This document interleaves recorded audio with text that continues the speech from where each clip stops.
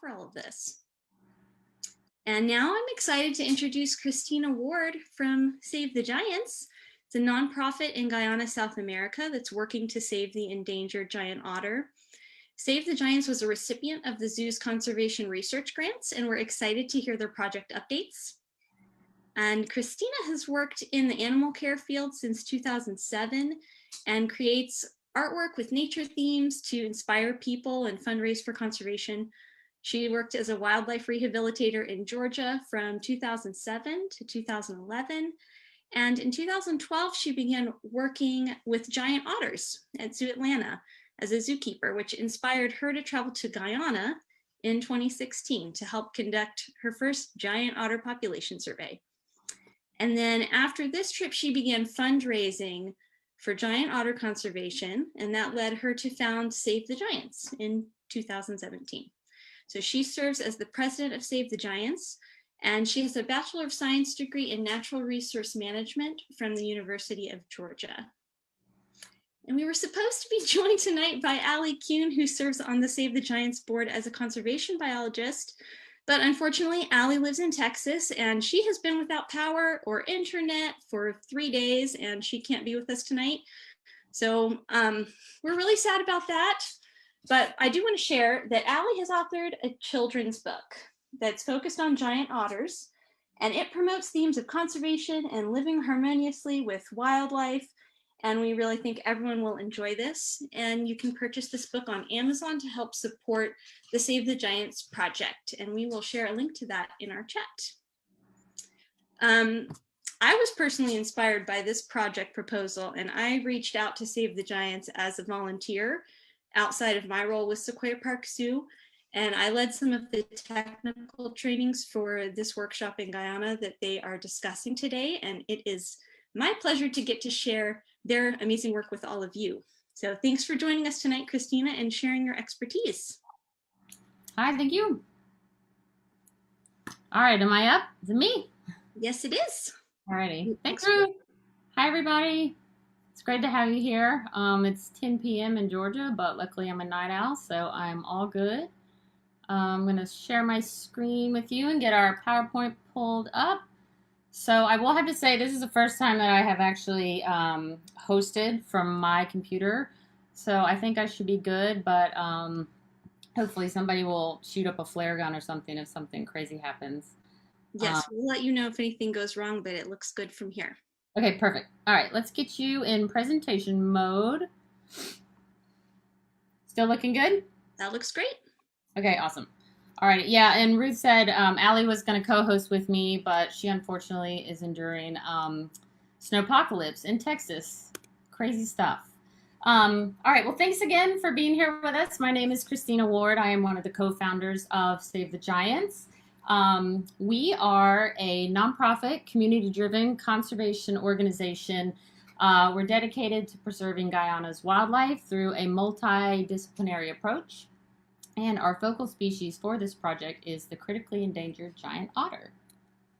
All right, so why giant otters? We'll just start there. I'm going to try to minimize my screen over here. There we go. Why giant otters? Well, let's see. All right, so giant otters are a critically endangered indicator species in Guyana.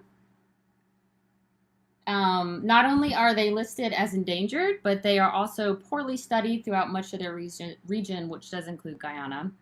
Population estimates are limited, and distribution-wide management plans have been implemented in only a very few countries. As an indicator species, we know that if giant otters are in the area, that it's safe to say that our water quality is probably high. We have an abundance of fish. And when the otters start leaving an area, that's when you really want to start asking the questions. So real-world application for this is villagers in that region who, don't have access to standard water quality testing. These indicator species are extremely important for them. So I'll play that again. All right. Guyana is one of the last remaining strongholds for this species. And due to historically low levels of development, Guyana has stayed a stronghold for the giant otter. with expanses of unfragmented river that are still intact. And this is really critical for maintaining healthy gene flow between giant otter populations within the territories. However, the situation in Guyana is urgent, and the development of mining, forestry, and the oil sectors are really starting to pick up and boom. The IUCN lists giant otters as data deficient. They're incredibly hard to study, hard to track, and without groups like us on doing this work and info, giant otters will just continue to remain relatively underrepresented in conservation. And this is actually all of our footage. I'll just go ahead and say that this is all the stuff that we have actually collected in the field. And the third reason we focus on them for this project is because they're awesome. This is just a fun little video. It's kind of long, so I'm just going to let it play for a second. This is one of our, I hate to say favorite groups, but this one particular group has let us reliably study them for over the past 5 years. And they're one of the few groups that actually don't really mind sitting on the boat and filming. If we remain quiet and keep our distance, this group usually lets us enjoy them. And this is one of the big giant otter holts and den sites that is located on the river. Some of the big aquatic conservation issues in Guyana, of course, climate change, habitat destruction, the wildlife trade, and the human-wildlife conflict. This video is from some of our drone footage that we took in the field. You can see kind of an overview of the Rupununi River section where we work, and you can see just the amazing watershed environment of the Rupununi. During the rainy season, the actual river floods its banks and swells, and all of this land that you see in this video will actually completely flood over. And so what happens during the rainy season with these floods is this great prolific breeding ground for fish and other aquatic animals that live in this ecosystem. So the floods are just a critical part of this ecosystem. And with climate change and global warming, we are seeing some really disrupted patterns in these seasons.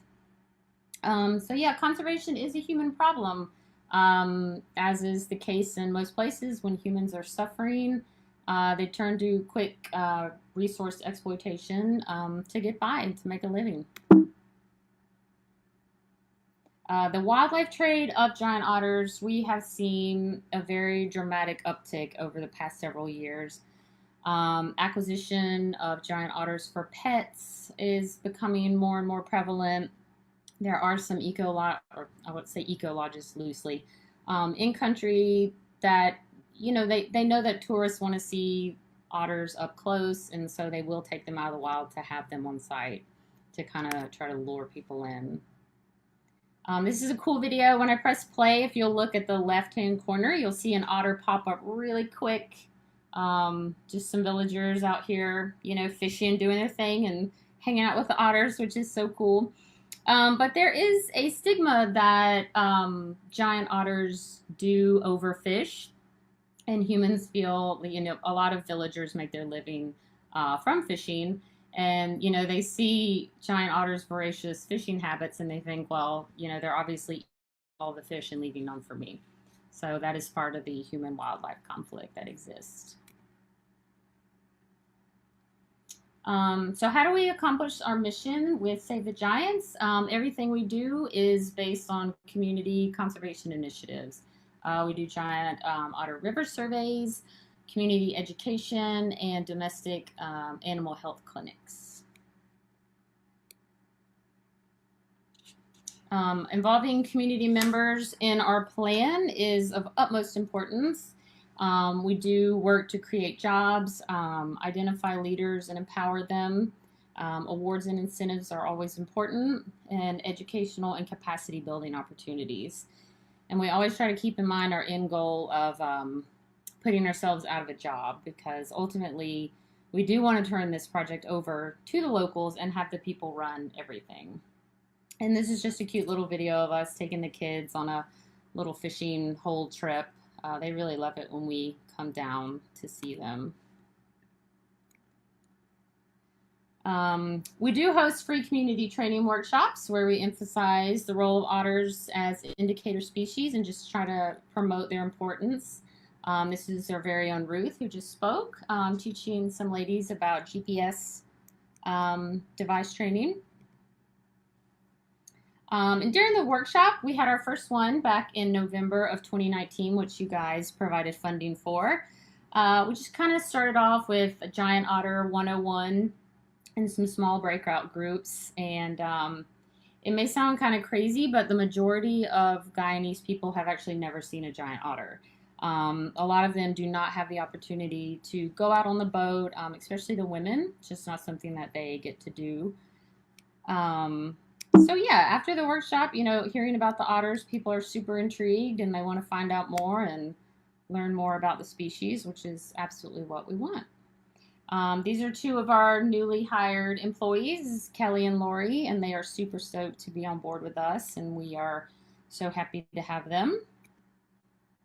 The workshop components, it was a very involved effort, so we're just going to kind of break down what we did last November. So yeah, we already talked about our education component. Here's kind of what a typical day at the workshop looked like. We had these funny sheets up because we had to block the sun. The projector was giving us a fit. But you can see the turnout. It's a a mixed group of families, and they bring their kids, and the kids sit with no screens and pay attention the entire time and don't make a peep. So you can kind of see the difference in attention spans in different parts of the world.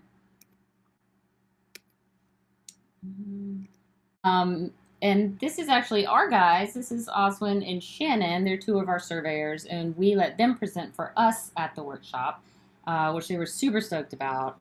They got to talk about their work and why they love it and how important it is to them.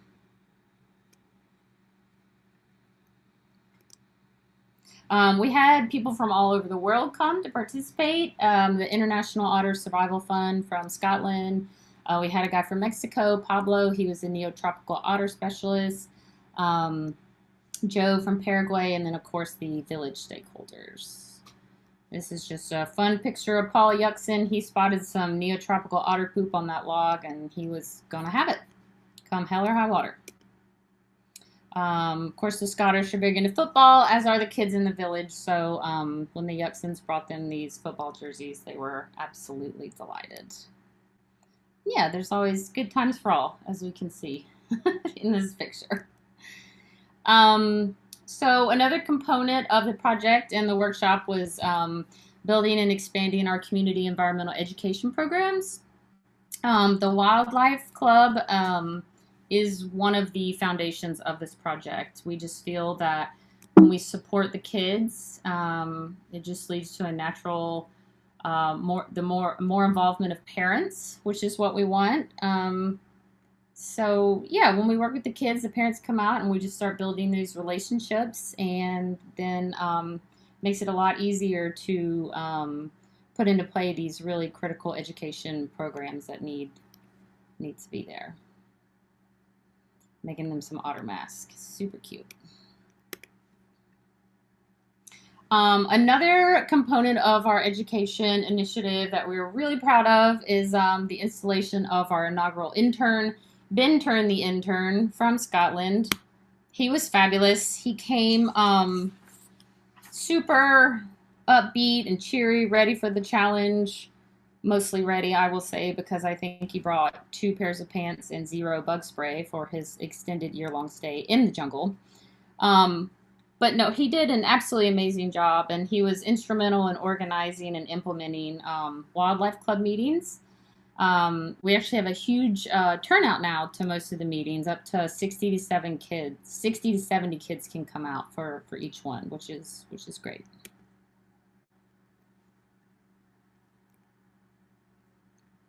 Oh boy.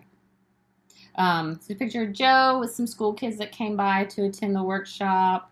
We let them paint a wildlife club sign that they got to put up in front of the library where they hold their meetings. So they really enjoyed that. Otter survey training was the bulk of the workshop, getting our folks in the field trained up to actually conduct the otter surveys. This is a pretty intense training. We go over everything from, basics of how to use a point and shoot camera to the in-depth nitty-gritty details of camera trap placement, which, believe it or not, is actually a science. Is that my screen kind of going? How's my video looking? Is it Yeah, playing? it's not. Sorry, Christina, your video isn't playing. It's queuing up though. It looks like it might Okay. start here. All right.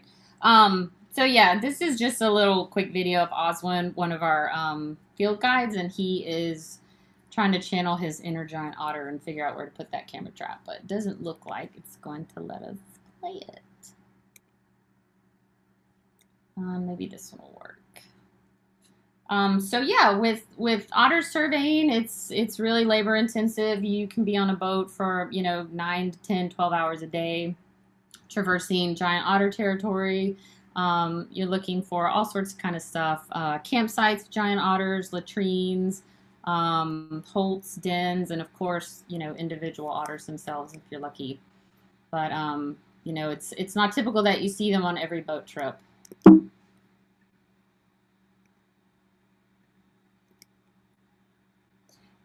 This is a fun little video you guys will like. So this is a typical otter encounter. You'll see them right off the tip of the boat on the right toward the bank. This is kind of typical giant otter behavior. They'll pop out. It's typically adults who'll pop out first, and they'll do this periscoping behavior that you'll see. They'll grunt and snort and make all kind of fuss. And you'll have about 20-30 seconds of really good photo opportunities to try to capture their neck patches that they have on their necks. And then 9 out of 10 times they're just going to disappear after that. So hopefully you got your pictures in before that happens. And then the other part of otter surveying is just waiting. I mean, a lot of times we just camp out and lay low for hours at a time and, wait for the otters to come and bless us with their presence. Just a few more pics here. On this top right picture where Ben is standing in front, this is kind of what a giant otter holt looks like in Guyana. They dig them out of existing tree branches and root systems. So they're super resourceful, and they can dig down like up to 6 feet.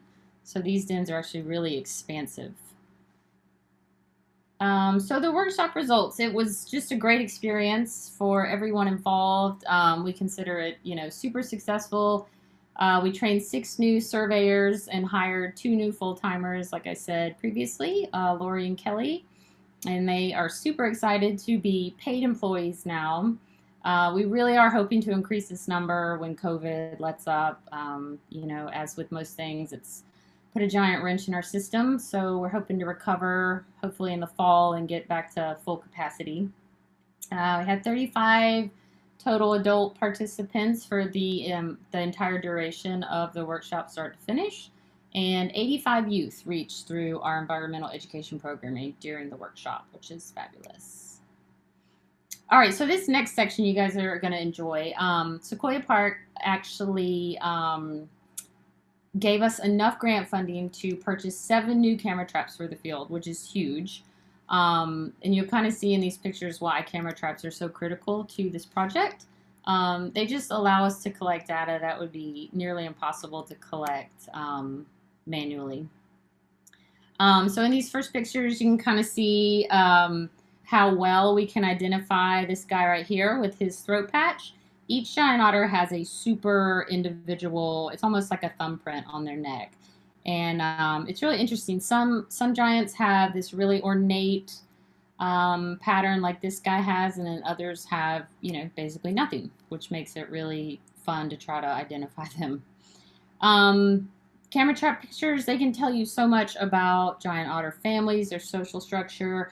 Most of the time we can get a glimpse at gender, sex, to see what's going on with them within the family.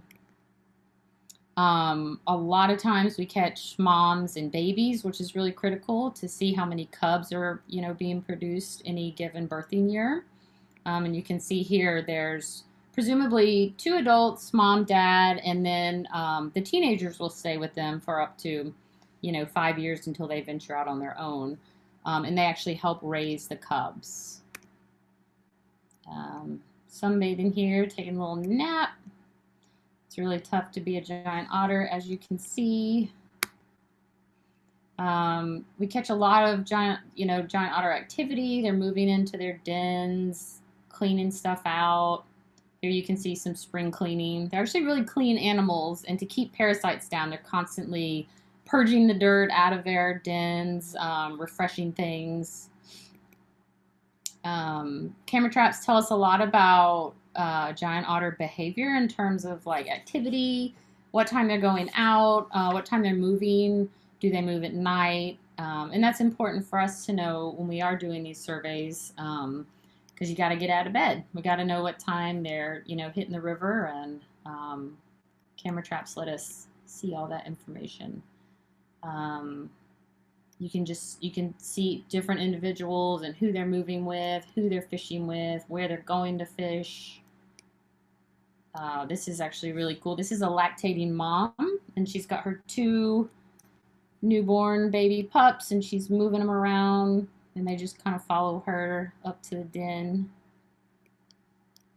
And then sometimes you just end up with really funny stuff like this. We always say it's like Christmas every time you go and pick up a camera trap, because it's like unwrapping all these presents. You just never know what you're going to get. This silly fella.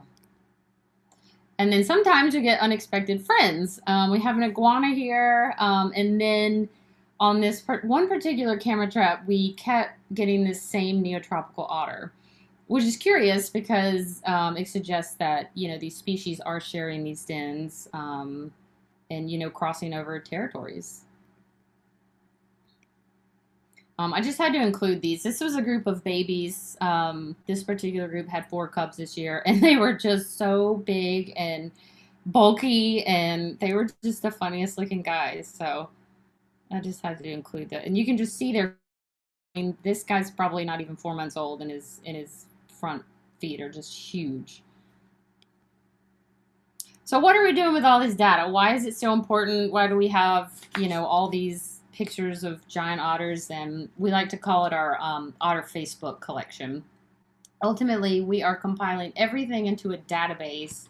One of Bridget, the vice president of Save the Giants, her husband is just a technology genius, and he has hand-built this system where we can put all the identifying information of individual otters into the system and link them with family members, cubs, how they move in the wild. And it allows us just to count how many individual otters that we have. And that will ultimately let us make projections about population densities.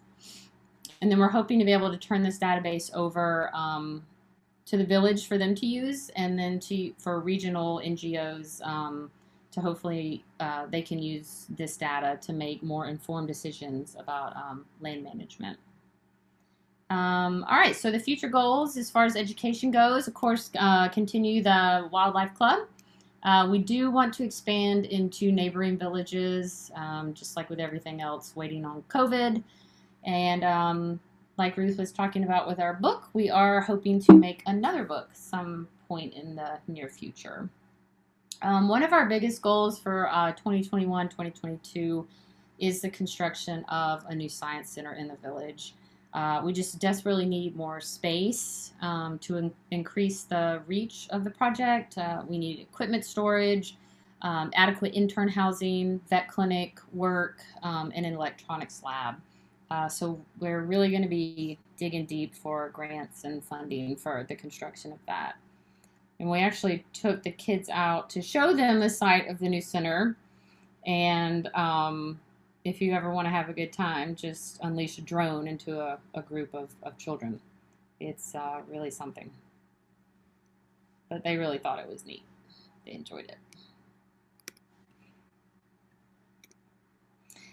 Domestic pet health is actually a big concern for us, obviously for the actual animals and the people, but also in terms of disease transmission between the domestic pets and the wild populations. Um, as you can see here, you know, the pets are in great shape. The people just don't have access to vet resources. They don't even have access to their own health resources. So we do hope to bring down a group of vets after COVID and conduct some spay and neuter clinics in the village to kind of curb these booming populations of cats and dogs. All right, so how can you support us? Of course, please visit us on our social media outlets. That really helps us a lot. Our website, savethegiants.org. I have an online shop, colorsforconservation.com, with some giant otter t-shirts and stickers. And one of the best ways to support the project is to join us in the field, obviously, when it's safe for us to return. And as a consolation prize for attending tonight, I just want to say thank you and show you this video. This was back in November. It was our last day in the country, and we were on our final boat tour of the trip. And lo and behold, we get out and we look to our right, and there is a jaguar on the bank. I guess she was just going in from her, you know, nightly hunt or whatever, but she was just hanging out on this bank, and she actually let us hang out with her for about 30 minutes. We got a drone over there and checked her out and said hello, and then she eventually kind of took off. You can barely see her. Maybe, oh, you can see her right there at the top. Yeah, we'll have to, maybe we can post another video of her. That one was kind of lackluster. But yeah, I think that's all I have. So I'd love to take some questions and get some feedback.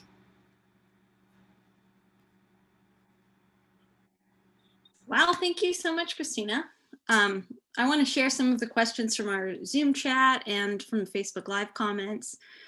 As a reminder, this lecture series is possible thanks to the sponsorship of Papa and Barkley, and our other conservation programs would not be possible without your help. So check out the link we've got posted in our Zoom chat to make donations to our conservation fund and to purchase books from the Save the Giants group. Christina, we do have some questions here. All right.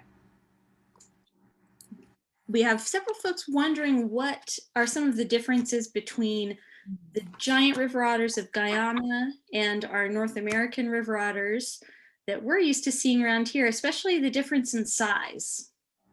Yeah, that's a good question. So there's a substantial size difference.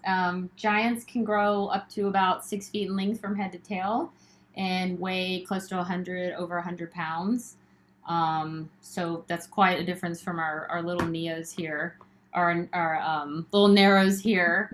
I would say the one picture that we showed of the neotropical otter, kind of checking that den out, that's a more comparable species to our North Americans that we have here. So yeah. Yeah. But I mean, I guess if you want to know in terms of like behavior, the giant otters are actually one of the most social otters. So their family structure is kind of comparable to that of wolves. So they actually have a nickname, wolves of the river, in some parts of South America. Like I kind of said before, parents stay together usually for life, and they usually have up to 2 to 4 cubs every season, and then they actually involve the offspring from previous seasons in the upbringing. So teenagers are responsible for nannying duty. We have seen some evidence of like wet nurse, we think. Still collecting info on that. But yeah, so they are a lot different than the otters that we have in the United States, for sure. Yeah, for sure. Roland is curious, what is the estimate of the total giant river otter population? So it's low. like I said before, giant otters are a data deficient species. They think maybe between 2 and 5,000 at the very top, that number. But yeah, that's kind of why we're working so hard on this project, with the goal of establishing a more concrete population number for Guyana and then ultimately through their entire range.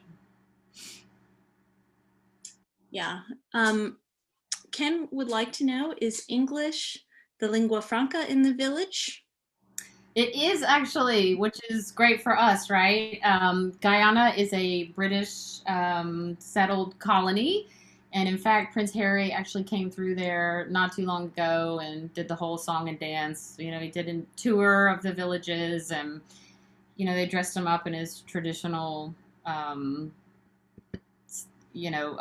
indigenous culture stuff, and it was a big to do. So yes, English is their first language. They do have several dialects, Makushi, which I would love to learn, but it's really hard to get any sort of materials to learn the language. So yes, we do have a huge advantage with the language barrier. For sure. Sherman is asking if we have a map showing where this is at. And Oh, if we could pull one up. I have one pulled up here that I could quickly screen share if that's all right with you. Sure.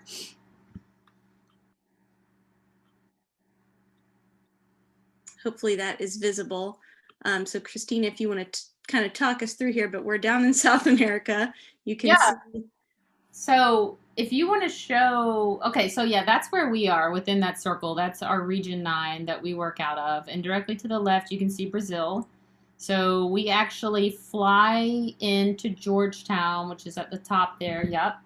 And then we will take a puddle jumper all the way to Lethem, which is on the border of Brazil. You could like literally throw a stone. And then we drive back in 2 to 3 hours into the interior. Um, so every time we go to Guyana, the travel is super. It's just a huge time suck. So you have to allot, 4 days of travel on either side of your trip in. So usually when we go, we stay 2 or 3 weeks because it's just not worth it to, try to go down there for a week. It just takes such a long time, and there's no roads through the interior, which is, kind of a saving grace in a lot of ways. There's just one big mud road that cuts straight through the heart of Guyana. So if you were to drive, it takes you about like, I don't know, over a day to get to the village. Well, that might dissuade this next question, but someone's asking, are there any summer internships available, or are the internships usually longer term? That's definitely something we can talk about. I know that, so we just put our intern in, like we were talking about. We put him in November, and he was slated to stay for a year. He did come out early because of COVID concerns. Um, the intern program, it went so well, and there was so much benefit that we would, ideally like to keep that going. Um, there's a lot of different factors that play into an internship. It's really hard to put somebody down there for a month or 2 months because it's going to take you that long to get your bearings in the village. So we do ask a minimum of usually 6 months to a year for an intern.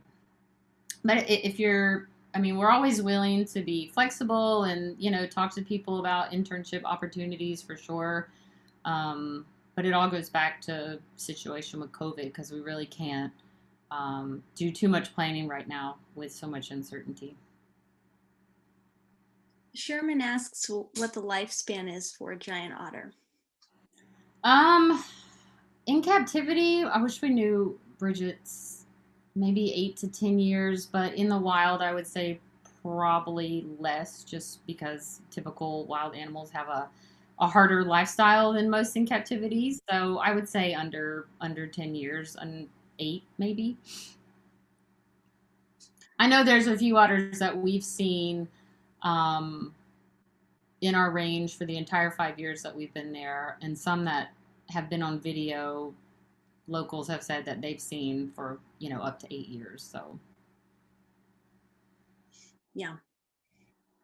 We have a question from Brandon. Do you identify each otter by the neck patch, or are you also tagging some of the otters to tell them apart from one another?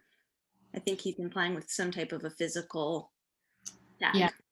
tag. So the neck patches are the most ideal way to identify giant otters just because they are super unique. Not one's going to be alike. There is one otter in Guyana that we have tracked for the past 5 years, and we call her Stripey Head because she literally has a white raccoon stripe on her head. But that's super abnormal, and she is the only otter we've ever seen with a mark like that on her head. A lot of them will have scarring from fights or getting into a tussle with a caiman, but those are going to fade. So those are not a reliable um, indicator. As far as tagging goes, there have been, I think, 3 attempts to tag or radio collar the giants in the past, and we actually have the studies if you would like us to email them to you. They all ended badly. In order to tag a giant otter, you have to sedate them and actually physically remove them from their family group. And in some of the cases where they did try to collar them and reintroduce them to their groups, they weren't accepted back, and they were actually predated because they didn't have access to their holts. So I think a jaguar got one of the females that they tried to tag. So yeah, it's not something that's really a common practice in the giant otter research field, unfortunately. Then we have a question from Susie. She wonders, has anyone ever looked at DNA and genetics from fecal samples? Dr. Ed wants to know. Dr. Ed, come help us with this, please. We have tried. I almost included a video of us securing some fresh giant otter poop samples. It was really exciting.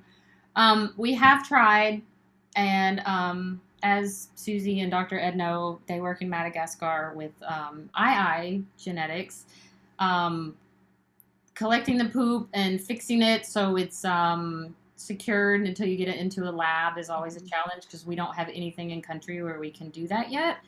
We don't even have access to like a proper refrigerator. So that is something that we really, really would like to see happen, but until we have the right tools, we just have not been able to make it happen. And the handful of samples that we did manage to get out of the country, it took us over a week, and then they had to be shipped to somewhere in the UK. And the lady who ran the genetics for us just said she didn't get much out of it. So I don't know. It's kind of a womp womp situation.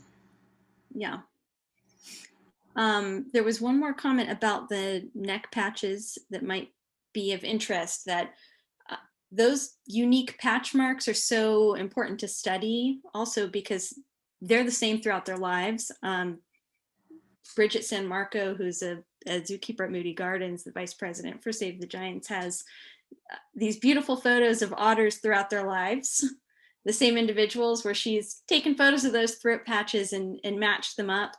And they've remained very consistent. So those are really reliable indicators. Totally. We have a question from Michaela. She wonders, neat about their social structure being more like wolves than our own local river otters, but are they similar to North American river otters in marking at latrines, making scat collection easier to assess genetics? Yeah, they're obsessed with poop. Um, there's I would say the majority of our camera traps are located around otter latrines because that is their main way of marking their territory. And a lot of times, I would say 50% of the time on the boat, before we see an otter or we see a den, we are going to smell an otter.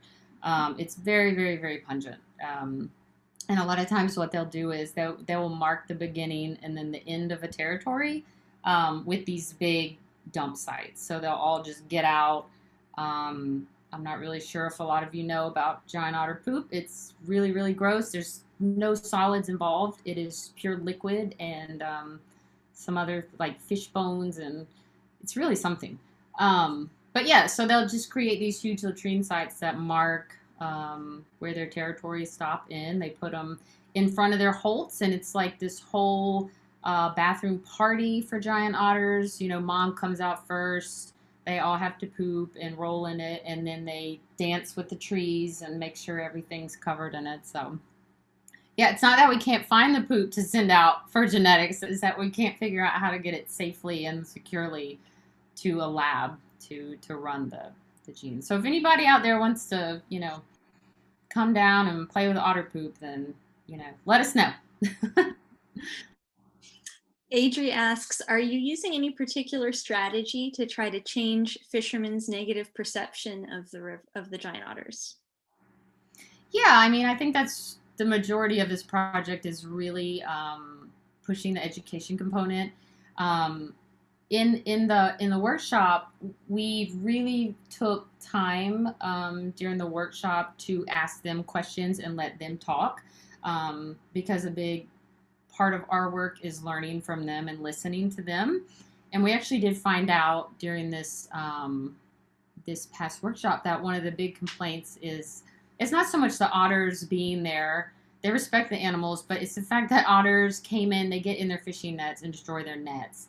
And when you live in a village in the middle of nowhere and have no access to proper fishing nets, a fishing net is a commodity to you. So you can't really afford to lose, stuff like that. So they said, yeah, the biggest issue is that we're losing our equipment. So, we started brainstorming ways to help them replace their fishing nets or maybe like a repair system. And really just, the wildlife club stuff is great because, like I said, when the kids come out and participate, then the parents start coming out. And that's really when we start having these really intimate dialogues about, their perception of the otters. And that's when we can have these discussions and really start to hopefully influence behavior change. Mm-hmm. We have a question. Do giant river otters help control pest species like the California sea otters with sea urchin? That's a tricky question because Guyana's, it's a really, really unique ecosystem in the fact that it's almost pristine. It's really like no other place on Earth. So as far as pest species, I don't know of anything off the top. I mean, do you know anything, Ruth, that rings a bell? Especially in Guyana. I mean, it might be different in Brazil and some other more developed places, but No, nothing. I really haven't heard anything about that. I will say this from watching them. I think if there was a pest species, they would probably deal with it because they're pretty ferocious predators. So They are. We have observed stingrays being eaten by otters, which I think humans often consider pest species, though that's all in the eye of the beholder. But right, yeah, yeah, humans don't like interacting. caiman. Cayman as well. Yeah, we've witnessed the older giant otters who are really losing their senses. Maybe can't see as well or swim as well. They will just stop chasing the big fish, the fast fish, and go for easy prey like rays and snakes, whatever they can find. Sherman wonders if COVID has made it to this remote area. COVID has made it to Guyana, yes. As far as it coming into the village, it's really hard to say how much of an effect it's had yet. A lot of cases go underreported. I know when cases were upticking in the beginning, the solution was to send whoever might be infected or possible exposure, send them to a local clinic in Lethem, which is the bordering city with Brazil. And if you went to Lethem and presented with COVID, that you were put into, like a COVID housing kind of situation, which wasn't great. And so it kind of created this fear and this negative feedback loop of people saying, well, if you're going to put me there, I'm not going to tell you I have COVID. I'm not going to get tested. So, it's just this situation where we just don't know if it's how rampant it is or the effect that that's having yet. But it definitely in Guyana and Georgetown is becoming a bigger problem. Yep. Um, who makes the decisions about the management of these otters in Guyana? That's also a tricky question. Um, so I guess for our region and the village that we work out of, the Amerindians do have rights to the land. And that is something we're super, super, super grateful for, and we want them to maintain those rights. However, if you remember, I was talking about in the beginning with the big oil and gold mining, it really is we're seeing a huge increase in the interest of these native lands.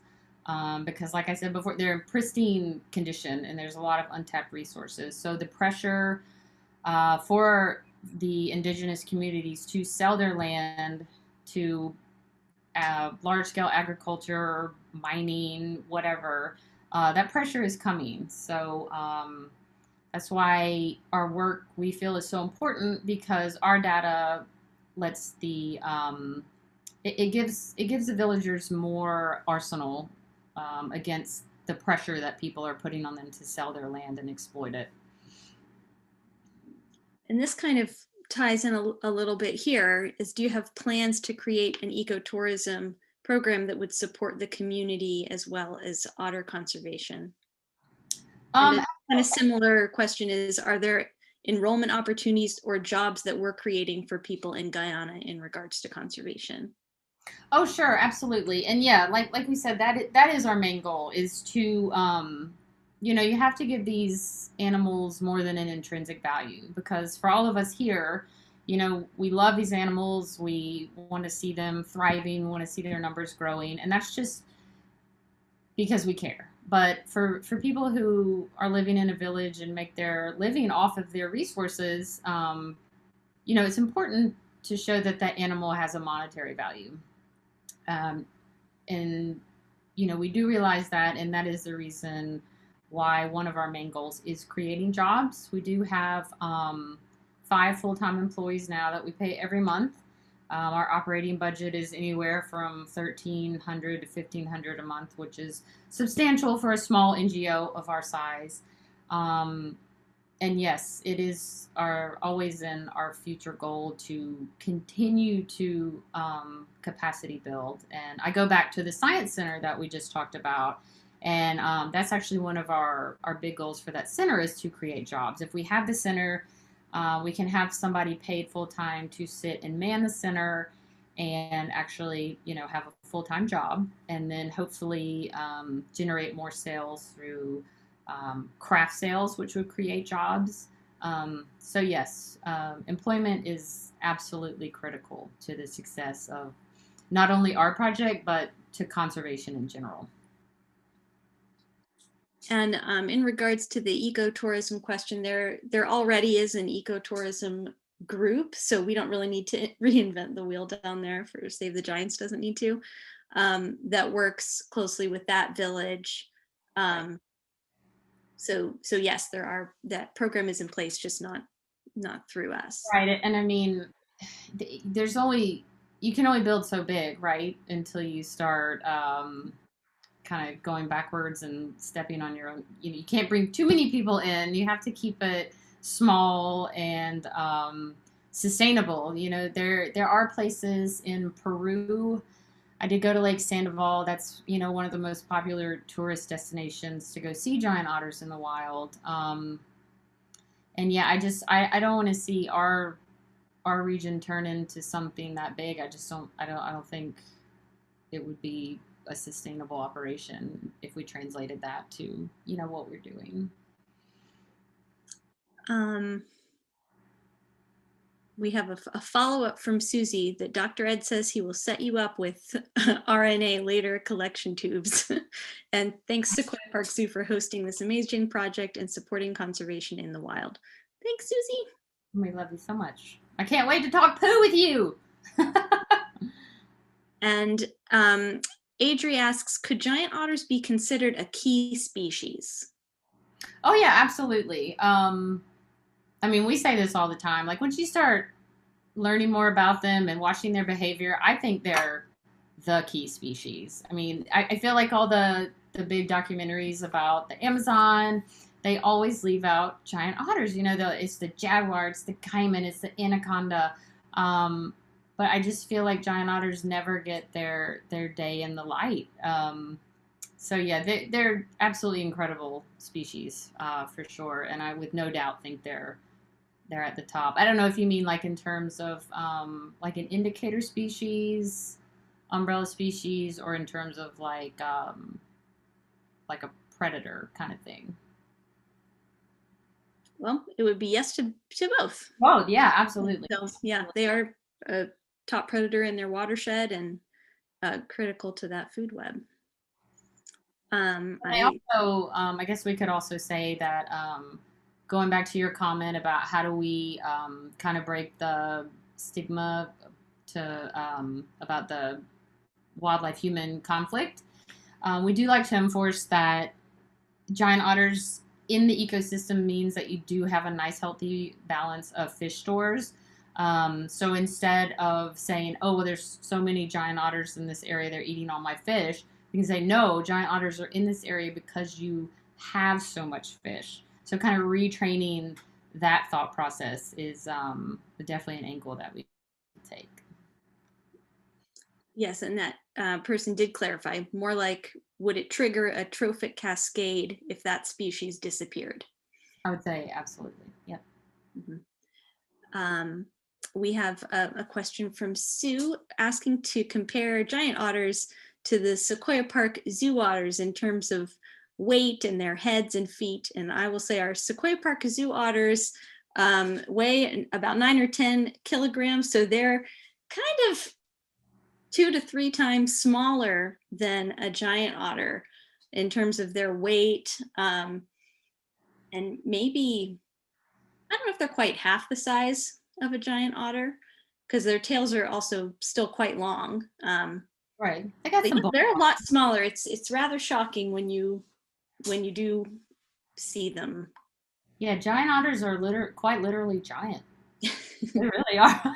I used to work with Ascos at Zoo Atlanta, the Asian small claws, which are, teeny tiny little guys. And we got rid of those to move in the giant otters. And it was just, like Chihuahua to Great Dane overnight in terms of, the size and the change. But yeah, their heads, I guess we could talk about. I mean, if you imagine like the North American river otters eating a small trout, that would be like a big meal for them. But giant otters can eat huge piranha. Um, and just you saw in that one clip I played at the beginning of that otter eating that fish like it was no big deal. And they can just bite straight through those fish bones and it doesn't faze them. Definitely don't want to get in an altercation with a giant otter ever. And Carrie would like to know, are there many giant otters at zoos or aquariums? So yeah, giant. There are. I think there's 9 zoos in the U.S. I know they're gaining popularity just because they do look great on exhibit and they're a lot of fun to watch. They're super active and social and make a lot of noise. I know Atlanta has them, Detroit, Philadelphia, Texas. There's a handful of others. Um, but yeah, the population, even in zoos, is very small in terms of genetics. I think there's only a few bloodlines that are compatible in terms of like SSP matching and stuff like that. And Carrie also asks, what are the giant otter's main predators? Which we talked a little bit about, but I mean, honestly, I don't think they really have that many predators. Jaguars don't, every animal has a selected species that they're gonna predate, and I don't think any animal would be like, oh, it's giant otter hunting time, just because they travel in groups. Their dens are super secure. Like it would be really hard to get a hold of a giant otter. There have been cases where cubs can be predated by caiman, jaguar. We've caught multiple jags, slinking around dens through camera trap footage, so we know that they're there and they're checking them out. But jaguars are smart and they know their place, so they really don't have very many predators. I mean, always humans are the biggest issue, but yeah. All right, I think that's our last question. People had fantastic questions. We're so Yep, lucky to have everyone here and engaged in this topic. absolutely. And yeah, Christina, thanks so much. We want to thank you again for joining us and sharing your knowledge with us. So thanks. Um, Did you have any last things you'd like to share? Say if you following back up on the internship questions, just email us. I'm Christina at savethegiants.org. Shoot us a message, find us on social media. We're always happy to chat with you about anything you have in mind. So yeah, just stay in touch, reach out for sure. Fantastic. Well, as a reminder to everybody, we have one final lecture in this season's conservation lecture series. That will be March 17th. We are very eager to hear from Marie Martin. She's at Oregon State University, and she's giving a talk entitled Exploring the Behavior of Pacific Martins in Lassen National Park, California. So we are on the edge of our seat, ready to hear that one, and look forward to seeing you then. Thanks, Yeah. everybody. Alrighty, thank you.